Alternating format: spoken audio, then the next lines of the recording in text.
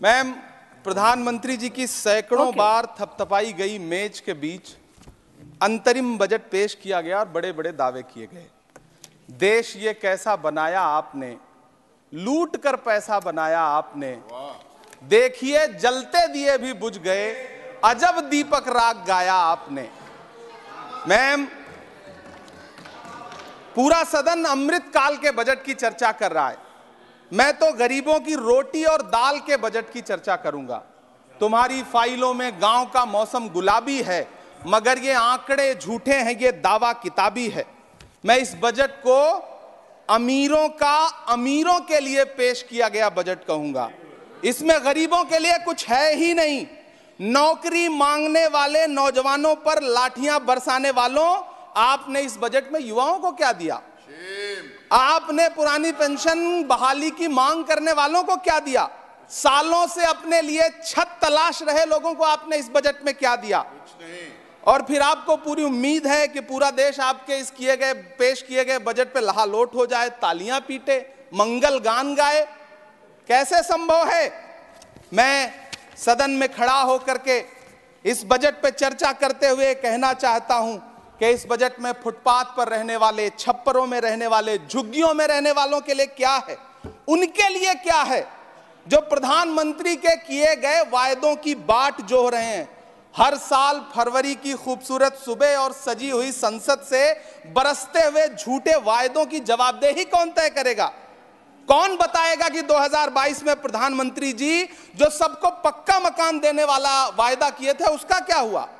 लोगों के सरों पर छत देने वाले प्रधानमंत्री जी के जुमलों से अलग उन्हें यह क्यों नहीं दिखता कि राज्यों में बैठे हुए उनके नुमाइंदे लोगों के सरों की छतें उजाड़ रहे हैं? उत्तर प्रदेश हो, असम हो, जम्मू कश्मीर हो, मध्य प्रदेश हो, भाजपा शासित राज्यों के बुलडोजर न सिर्फ लोगों के घरों को उजाड़ रहे हैं बल्कि कुचल रहे हैं लोकतंत्र को, संविधान को, अदालतों के मेयार को। मैम, मैं आंकड़ों की बाजीगरी से अलग हट करके इस बजट पर एक बात कहना चाहता हूं। आंकड़े तो ऐसे हैं इस बजट के, ये कह रहे हैं 4 करोड़, वित्त मंत्री जी 3 करोड़ कहती हैं, प्रधानमंत्री जी 4 करोड़ कहते हैं। पहले तो आप इस झूठ में ही आपस में ही सलट लीजिए कि 4 करोड़ सही है या 3 करोड़ सही है। मैं आंकड़े तो ऐसे हैं इस बजट के मैम कि जो सुने वो बस पथराई आंखें लेकर किंग कर्तव्य विमूढ़ हो जाए। लेकिन झील में पानी बरसता है हमारे देश में, झील में पानी बरसता है हमारे देश में, खेत पानी को तरसता है हमारे देश में, जिंदगी का हाल खस्ता है हमारे देश में, दूध महंगा खून सस्ता है हमारे देश में।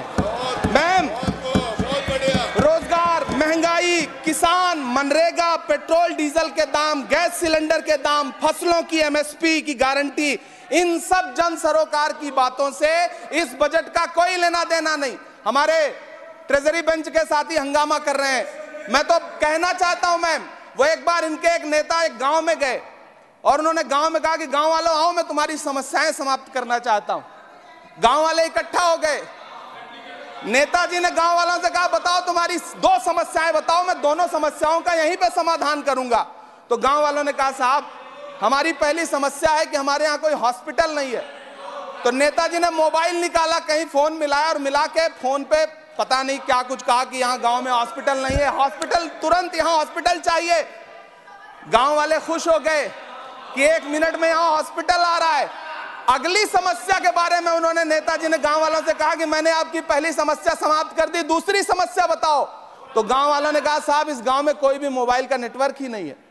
ये है इनके काम करने का तरीका, ये है झूठ बोलने का तरीका। इन्होंने वायदे किए बड़े बड़े, जो 10 साल के इनके वायदे हैं, मैं उनके बारे में बात करूंगा। वायदों से ज्यादा इनके नारों पे बात करूंगा। पहला नारा था बहुत हुई महंगाई की मार, अब की बार मोदी सरकार। आइए इस नारे की समीक्षा करते हैं। पेट्रोल, डीजल, गैस, ये तो बड़ी बड़ी बातें हैं। आटा, चावल, दूध, दही, पनीर, छाछ, सब चीज पे जीएसटी। अरे ये फिल्में टैक्स फ्री करने वाले लोग कफन तक पर जीएसटी लगा रहे हैं और ये गरीबों की बात करते हैं। मैम, ये सरकार झूठ की सरकार है। ये सरकार के जितने दावे हैं सब खोखले हैं। आज प्रधानमंत्री जी कह रहे थे सबका साथ सबका विकास। ये कैसा सबका साथ सबका विकास है कि मौलाना आजाद नेशनल फेलोशिप आपने बंद कर दी, आपने माइनॉरिटी डिपार्टमेंट का बजट घटा दिया। आप कह रहे हैं सबका साथ सबका विकास। आप बात करते हैं बेटी बचाओ बेटी पढ़ाओ। हमारी आंखें हाथरस से लेकर कठुआ से लेकर के और देश की जंतर मंतर की सड़क वो देख रहे हैं जब हमारी ओलंपिक पदक लाने वाली बेटियों को प्रधानमंत्री की चौखट पे अपना मेडल रख देना पड़ रहा है।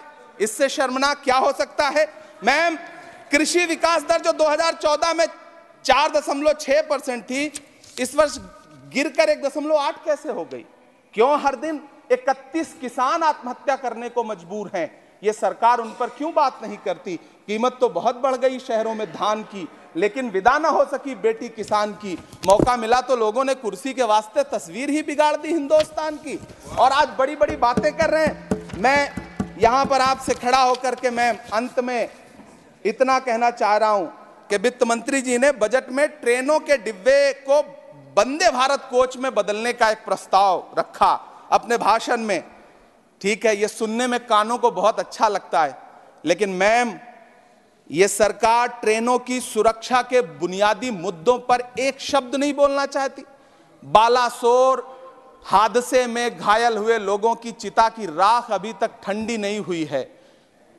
वंदे भारत के वीडियो पोस्ट करने वाली ये सरकार कभी भारत की जनरल डिब्बों की, रेलवे के स्लीपर क्लास डिब्बों की वीडियो अगर पोस्ट करे ट्विटर पे तब समझ में आए। बिहार से, इलाहाबाद से, लखनऊ से दिल्ली आने वाली, मुंबई जाने वाली ट्रेनें देख लीजिए, उनकी हालत देख लीजिए, तो आपको लगेगा कि ये वही ट्रेनें हैं। आज स्थिति ये है कि रेलवे स्टेशन तो छोड़िए, रनवे पर खाना खिला रही हैं आपकी प्राइवेट एयरलाइंस। अभी आपने जुर्माना लगाया है, नोटिस दिया है एक एयरलाइंस को। यह स्थिति आपने करके रख दी है ट्रेनों की, एयरलाइंस की। ऐसे में मैम, कागजों पर तो आप कितना भी वंदे भारत और बुलेट ट्रेन सर पर दौड़ा लीजिए, लेकिन असल में भारत की ट्रेनों की डिब्बों की सवारियों की हालत देखने लायक है। अगर सरकार खुली आंखों से उसे देखना चाहे तो देखे और उनकी स्थिति सुधारे। आज अपने प्रधानमंत्री जी ने अपने भाषण में यहां खड़े होकर कई बार न्यू मिडिल क्लास की बड़ी चर्चा की, न्यू मिडिल क्लास जनरेट करेंगे। लेकिन मैं तो यहां खड़ा होकर के सरकार से कहना चाहता हूं कि न्यू मिडिल क्लास का जुमला अपने पास रखिए। यह बताइए कि जो पुराना मिडिल क्लास है उसके साथ आप कैसा व्यवहार कर रहे हैं। आज उसकी स्थिति क्या है? आप अमीरों के कर्जे माफ कर रहे हैं, उद्योगपतियों के कर्जे माफ कर रहे हैं, और यहां स्थिति यह हो गई है कि जो मिडिल क्लास, उसकी जो रोजमर्रा की जरूरत की चीजें हैं उस तक पर आपने जीएसटी लगा रखी है। आप फिल्में टैक्स फ्री करते हैं, लेकिन स्टूडेंट्स के प्रतियोगी परीक्षाओं के फॉर्म की फीस नहीं माफ कर सकते। आपको बाकी जगहों पर टैक्स लेना है, हर जगह टैक्स लेना है। मिडिल क्लास से आपका कोई रिश्ता नहीं। मिडिल क्लास तो आपसे कह रहा है कि मोहब्बत, भाईचारे के दीवाने दिन ही लौटा दो, वो सस्ती दाल सब्जी के सुहाने दिन ही लौटा दो। ये अच्छे दिन तो अंबानी अडानी को मुबारक हो, हमें ऐसा करो साहब पुराने दिन ही लौटा दो। वो पुराने दिन जो बहुत अच्छे थे, वो पुराने दिन जहां लोग एक दूसरे से मिलजुल करके रहते थे। मैम, इलाहाबाद, दिल्ली, कोटा जैसे शहरों में छोटे छोटे कमरों में अभावों के साथ पढ़ाई कर रहे युवा किताबों के साथ गल चुके हैं। उनके हिस्से अधेड़ अवस्था तो आई है, लेकिन नौकरी और रोजगार नहीं आया। हर साल 2 करोड़ नौकरियां देने का दावा करने वाली ये सरकार 10 साल में युवाओं को नौकरियां नहीं दे पा रही है। 20 करोड़ नौकरियों का बोझ है इस सरकार के कंधे पर, और 2024 में देश देखेगा कि उन्हीं 20 करोड़ नौकरियों के बोझ तले दबकर बैठ जाएगी ये सरकार। ये देश देखेगा, क्योंकि जिस ओर जवानी चलती है उस ओर जमाना चलता है। देश का युवा नाराज है, देश का युवा गुस्से में है। ऐसे में उसकी पीड़ा को इस बजट में कहीं भी आवाज देने की कोशिश नहीं की गई। मैं आपके बीच खड़ा हूं, मैं तो वित्त मंत्री जी का भाषण सुन रहा था। यह कहा जा रहा था ये अमृत काल का बजट है, ये अमृत काल का बजट है।